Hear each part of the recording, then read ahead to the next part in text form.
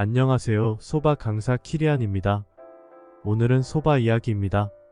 에도시대 소바 업계의 경쟁은 바로 만들고 바로 썰어내는 현재 막국수 개념의 고급 소바집을 탄생시켰습니다.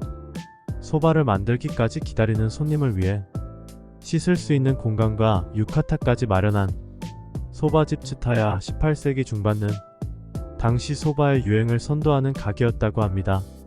무가 저택을 개조해 즐거운 분위기에서 소바를 먹는 컨셉트로 1600여 평으로 크게 번성했습니다.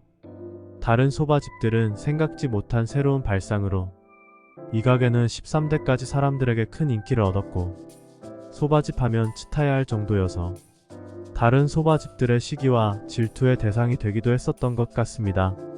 츠타야가 위치한 주변엔 대나무가 숲을 이루었던 모양입니다.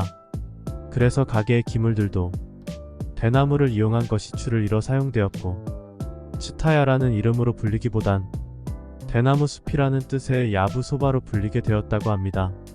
변변한 랜드마크도 없었을 당시 초행자들이 가게의 이름만으로 길을 찾기는 힘들었을 것 같은데요.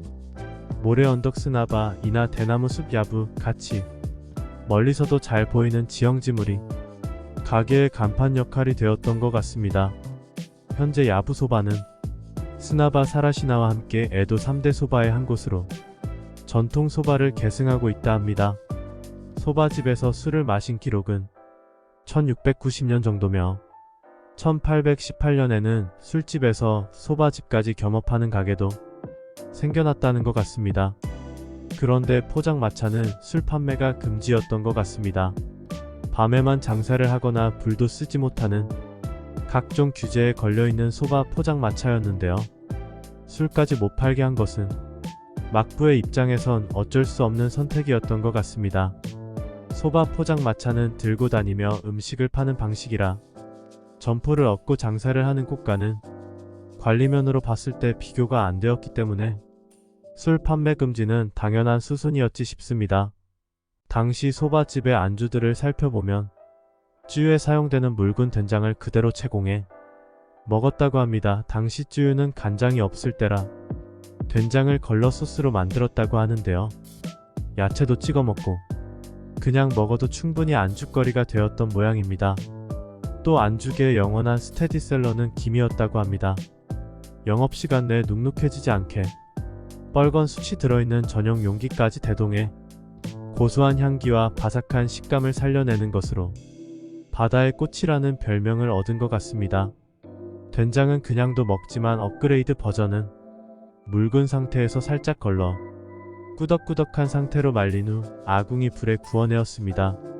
나무 막대기나 주걱에 찰싹 붙여 불 위에 돌려가며 구운 된장, 야끼미소는 구수한 맛으로 꽤 인기 좋은 안주였다고 합니다.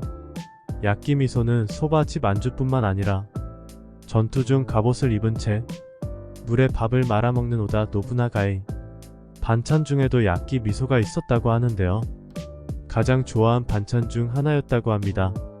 또 소바가루로 만든 소바가키도 좋은 안주 역할을 하면서 보통 1일 2식이었던 전국시대엔 해저나 산을 인공적으로 까가 방어선을 구축하고 성을 축조시 노동 강도로 인해 삼시세끼를 먹어야 했을 때도 있었던 모양입니다. 해서 메밀가루에 물만 섞어 불에 저어 익히면 완성이라 노동자들이 밥 먹을 시간도 모자랄 때 후딱 먹을 수 있는 최초의 패스트푸드 음식이 되었던 것 같습니다. 생선살로 만든 가마부코 찌너묵 등 에도시대 소바집이나 술집의 기본 안주 비슷하게 인기가 좋았다고 하며 이것도 야끼미소와 마찬가지로 오다 노부나가의 밥상에 올랐다는 기록이 있다고 합니다. 현재 도미나 광어는 어묵을 만들 정도로 흔하지 않습니다만 당시엔 가마부코의 재료였다고 하는데요.